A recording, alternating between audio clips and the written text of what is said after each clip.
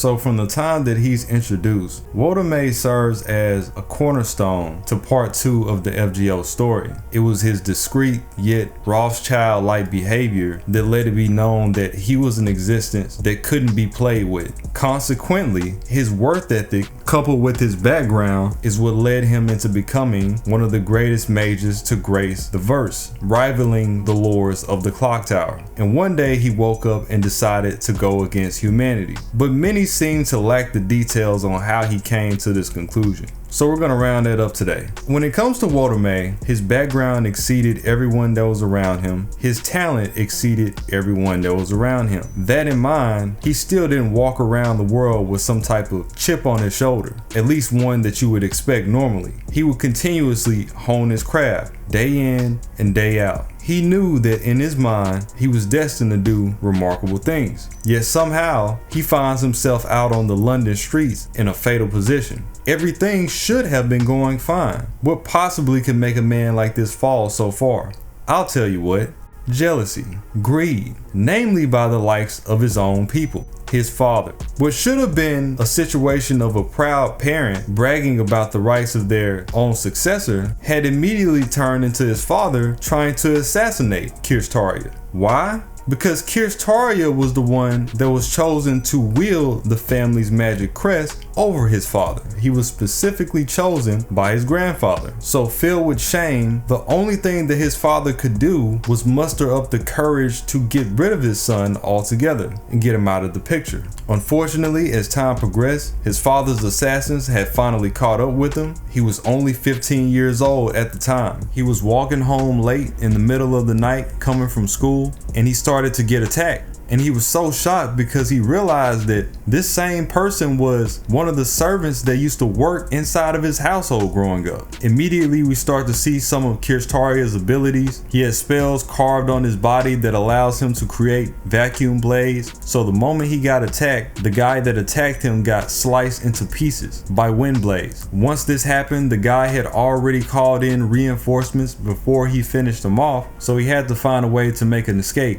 Another thing that he has access to is weight and sound manipulations. So he placed a weight alteration spell on one of his rings, dropped it in the river to make it seem like somebody had fell, and then he silenced his own footsteps and was able to tiptoe away. But it was already too late. The first guy had laid a curse on him. He even likened the curse to something on the level that the famous mage killer would use. In other words, Kiritsugu. And the interaction left Kirschtaria in an alleyway to barely survive. He was severely wounded. They had caused irreversible damage to his magic circuits. They had destroyed them. Borderline crippled. He talks about how he had very little function to his legs and his arms, sharp pains to his chest, barely could breathe. As far as he was concerned, his life was already over. But even after all of that, he still pressed on. He managed to heal the wound in his chest partially with the little energy that he had left, though this still couldn't take away the pain.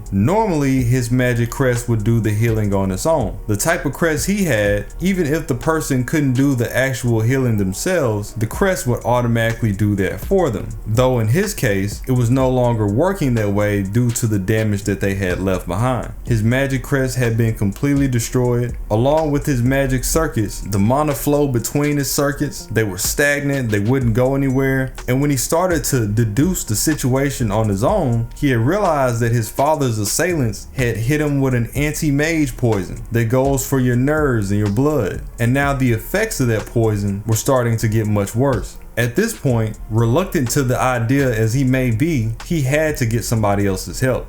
Worst part about it is that he was still in his father's territory, and he's the only one out there. He's out there by himself. So his only true hope is that if his grandfather somehow finds his whereabouts and he comes in to save him. The thing is, his grandfather has no idea where he is, and Kirschtaria had no idea how to communicate to him about his location, nor did he know would he last that long anyway. In these moments, Kirschtaria starts to awaken in what seems to be somebody else's basement. Right now, they're under the bridge in that area, and he starts to come around to a boy that's standing in front of him with dirty clothes. You can tell that his hair hasn't been washed in years. He says that the boy reeks, if we're being outright.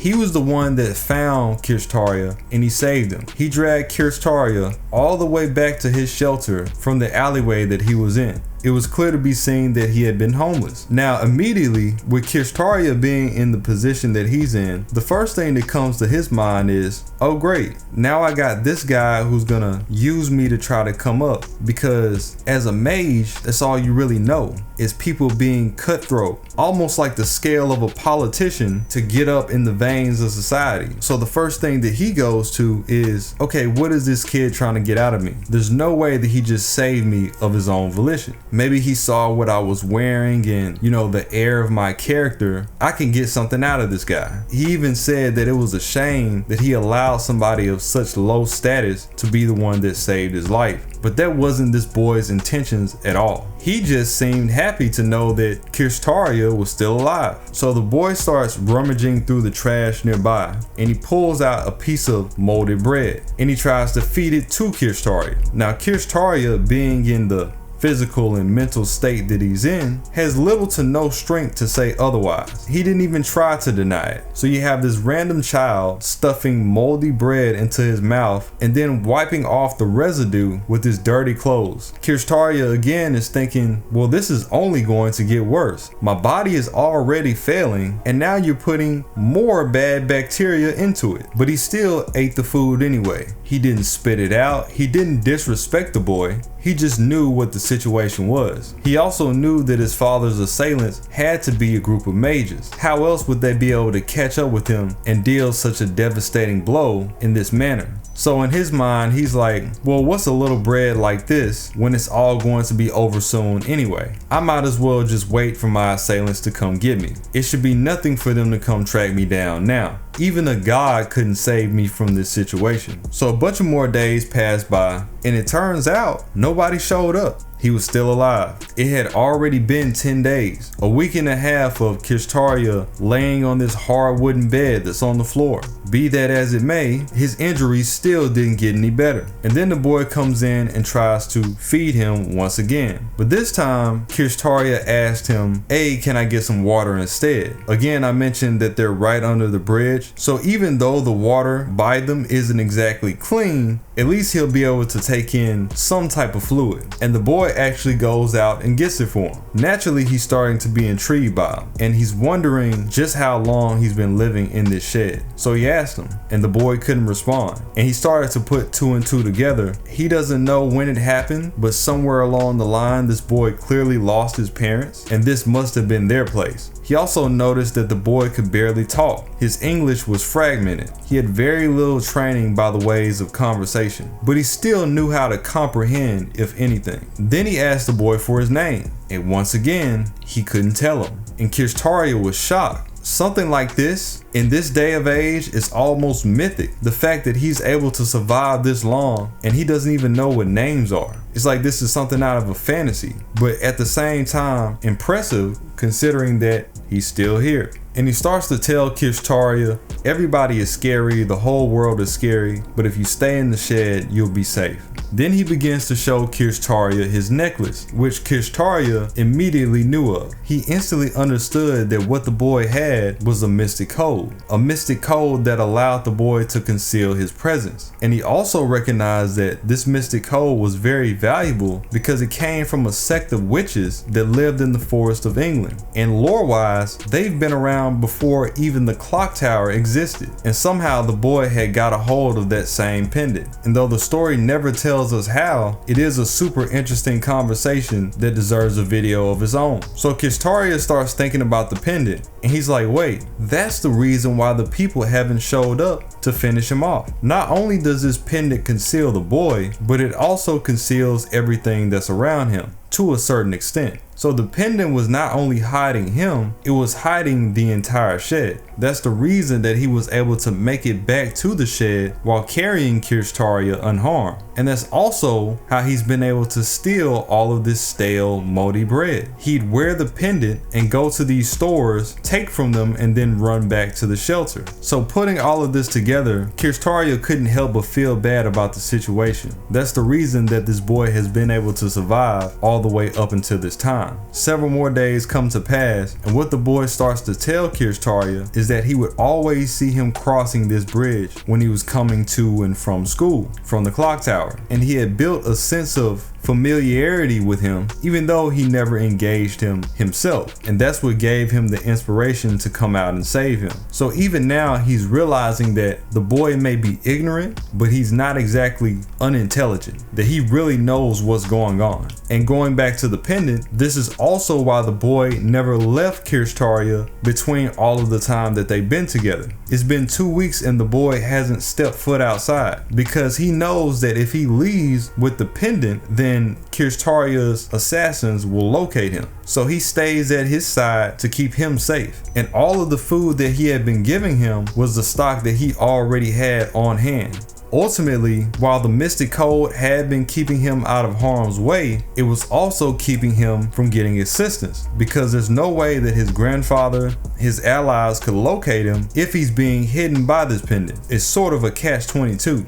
He falls asleep once again, and this time when he wakes up, the boy is super excited, so much so that he actually woke Kirschtaria out of his sleep for the first time, and he starts to press him to eat something. But this time around, the food was not stale, and he had a whole basket full of it. The music is different. The music started to change. It was a lot more hopeful than it was before. And what we have now is just a very strict life lesson for Kirschtaria. It's not like he was going around and dogging people out, but at the end of the day, Kirschtaria was an aristocrat. He was a noble. So there's a lot of things that he didn't really understand on a ground level, because where he comes from, his family had a large amount of wealth, and on the other side of the spectrum, he's seeing this boy who, from what he can tell, has nobody, has no support, no friends, no family, and he's still able to find joy out of his existence. He's still making a way. But he also couldn't help but wonder, if he's gonna go to so much trouble to get a fresh basket of bread, why didn't he just go out and get something a little more hearty?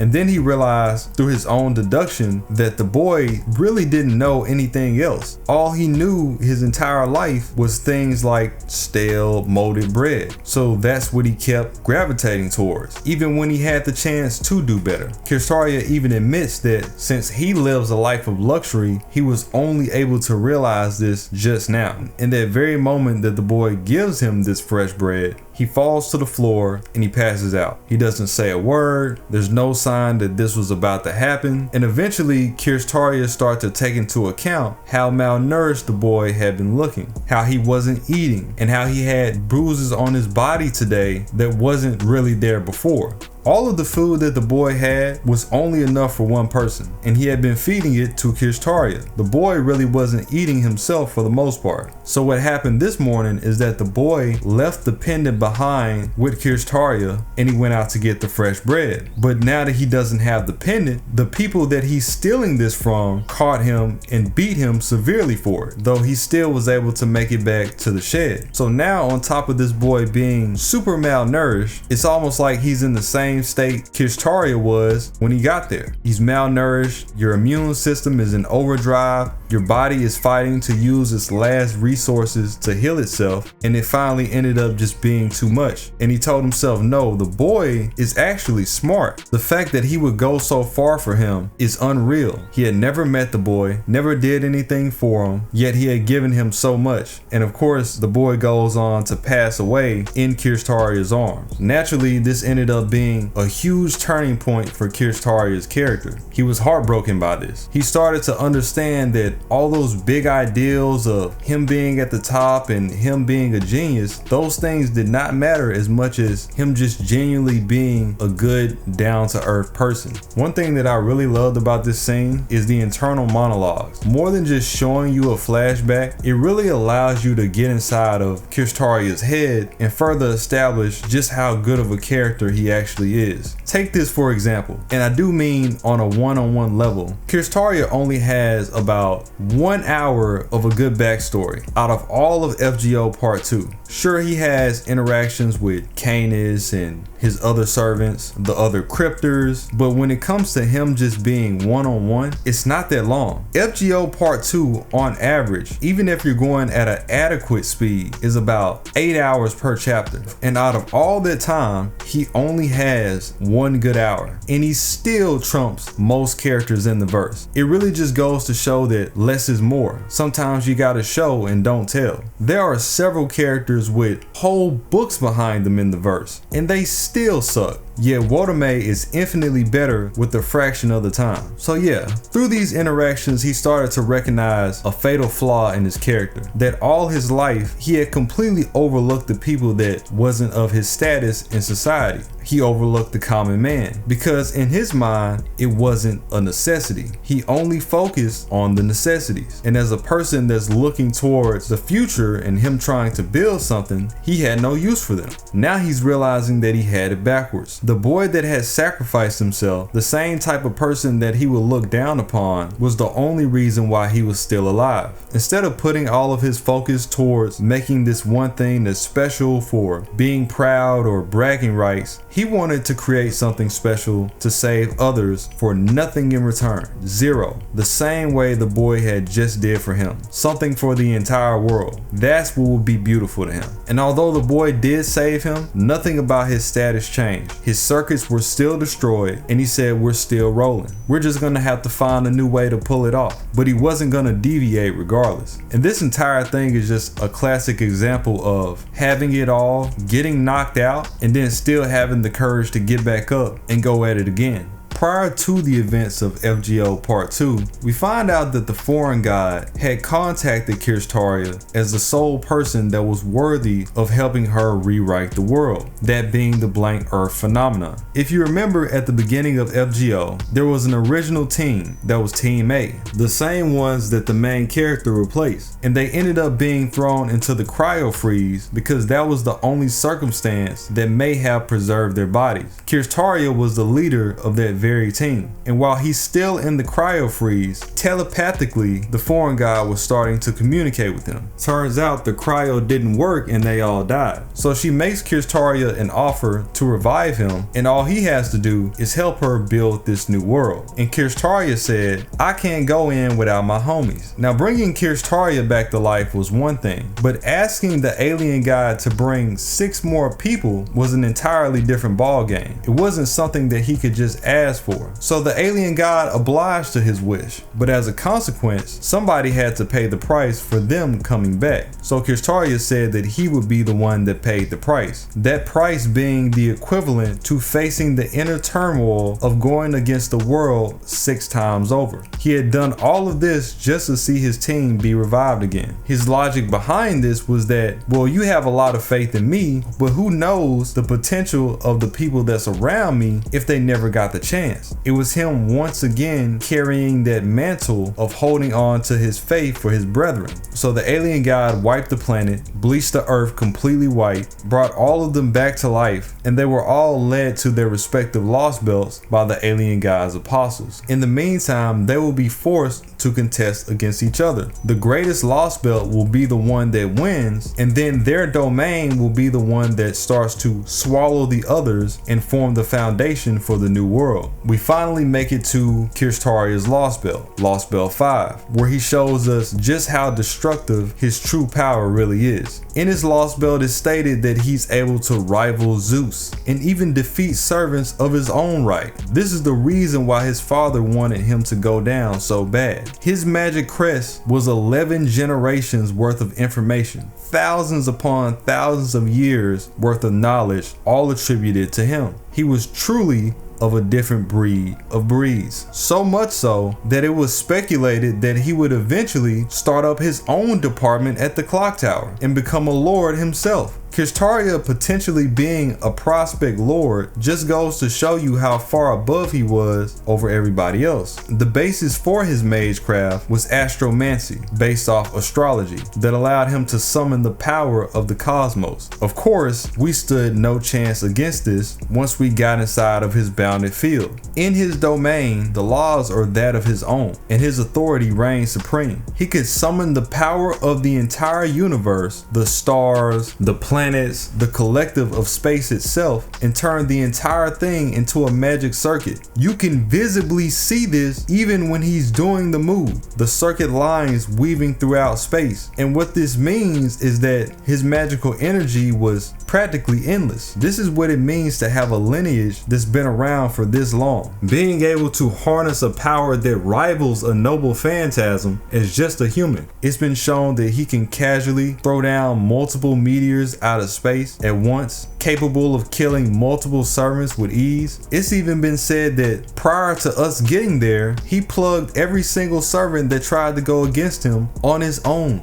These types of conditions are the reasons why he rivals Zeus, who we already know is universal level, and why even the machine guys started to see him as a threat. Bare minimum, his spells were just as powerful as Zeus's thunderbolts, which we know can destroy planets. Leonardo da Vinci, who is a genius herself, says that Kirschtaria is a genius in his own way, a person that can perform anything without fail as long as it's in the realm of possibility. He broke records at the clock tower, he set the standard. He was the top student of Marsberry, who was also a lord at the clock tower. I mean, this man is truly the real deal. Zeus recognized him as an equal himself. Da Vinci thinks that he's stronger than Zeus, and this is later confirmed by the fact that he's outright defeated Zeus, outsmarting him long before he even got the chance to make mistakes. So him and Zeus actually ended up becoming homies, just off the fact that Zeus respected his power that much. It's like, man, I would much rather be on your side than go against you. Oh my goodness. And this is why it was insisted by Odysseus that there was nobody else that could rival Kirschtaria in all of Lost Belt 5.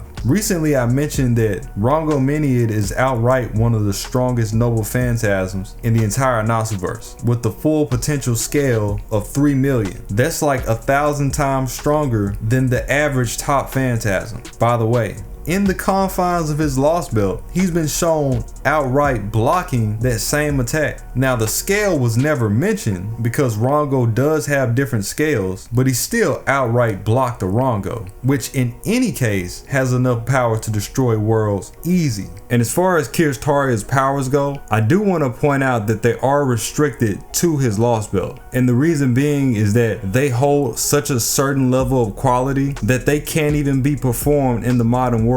The reason why his Lost Belt works and the reason why he was in that realm is because it resonated so close to the age of the gods, allowing him to perform greater spells. And the fact that the alien god brought him back to life also meant that his magic circuits were working again. Added on to these facts, he's an incredible master to boot. And we know this because the 3 servants this man summoned are all divine, one of which is a classless servant that we haven't even seen yet. He summoned Canis, he summoned the Dioscuri twins, and for the classless servant, the same person that held up the world, the same person that one of the pillars of the Mages Association is based upon, Atlas Academy, and that is the Spirit Atlas. Even when the alien god tried to manifest, Kirschtaria ended up using his Sirius Light, his unique command spell, to hold her back, which is a feat that can't be compared. And even though we know that the Sirius Lights are extremely powerful, this is a level that we had never seen before prior to him pulling this off, completely denying the formation of a higher existence. The only issue about that is the damage was so great that he got hit by the recoil and it ended up taking off both of his legs. Fittingly so, he ended his story in the arms of his most trusted servant, Canis, the one that he built the most rapport with. That's one thing that's always stood out with his character and hers as well, how vulnerable she was when she was with Kirschtaria, something that nobody else could get out of her. And it just further exudes that Kirschtaria really had a heart of gold. We've seen this here, we've seen this when the alien god brought the crypters back to life. Ophelia was shocked that he went through all of that pain just to bring them back, and he spoke nothing of it. And when she questioned him about it,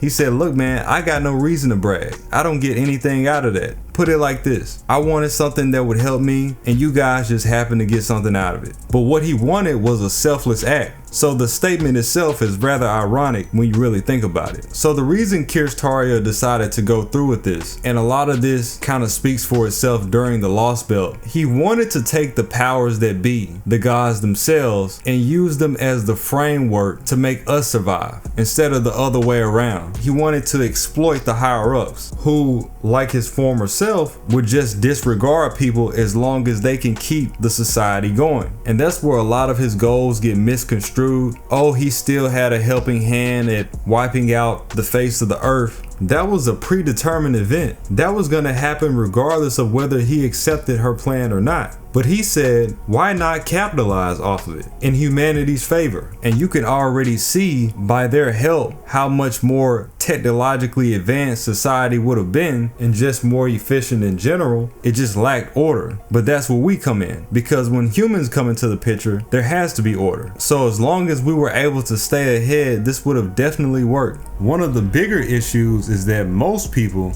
like Burl especially, are too stuck in their ways to rationalize the concept of an elevated world. Burl said it himself, instead of fixing the problems, he'd rather just continue being a piece of shit. And to be honest, that's most people, but at least he's the first to come out and admit it. Candace has also voiced her discontent about his plan, for bitter resentments that she has towards her past. But every time somebody talks about his plan, it has nothing to do with the plan itself being bad. It's just their own insecurities. Being more specific, Kirschtaria was going to take everybody to the level of a god, and that way everything's an even playing field. And this would be his idea of the new age of gods. And I've seen a lot of people jump out the gate and say, oh, he's just so consumed by power and authority. But the reality of the matter is that he wouldn't even be able to reap the benefit of this plan because he specifically made it for everybody else. The plan itself would take his sacrifice and everybody else would go on and reap the benefits. So again, that's another falsehood surrounding his ideals. In fact, though he did get revived, his body is still decaying. His hands and his chest look as if he's a wrinkled old man because he's still running out of time. And Candace was the only person that he showed this. And we've talked about this a bit in the Discord. Wodime is dusting every master and fate that you can think of. Like, he's actually dusting every single one of them.